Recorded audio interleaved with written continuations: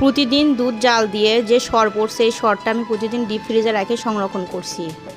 একটা কড়াইয়ে এই সরগুলো ঢালে দিব, দিয়ে অনবরত নাড়তে থাকবো।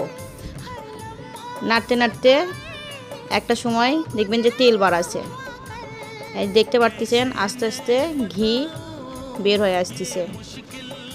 এটা একবারে পুড়ে না যাওয়া পর্যন্ত সব সময় নাড়বেন, নিচে যাতে লাগে না যায়। এটা পুড়ে যাবে সমস্যা নাই, কিন্তু ঘি বের হবে। আস্তে আস্তে এই যে লাল হয়ে গেছে, এখন আমি চুলাটা বন্ধ করে দিছি। আর এই যে ঠান্ডা হয়ে গেলে ঘিটা তুলবো। গরমের দিনে এরকম ঘিটা পাতলা হয়ে থাকবে, কিন্তু শীতকালে জমবে। যে ঘ্রাণ বাড়াইছে একবার ট্রাই করেই দেখতে পারেন। যদি ভালো লাগে একটা লাইক দিন। এই যে আমার ঘি হয়েছে।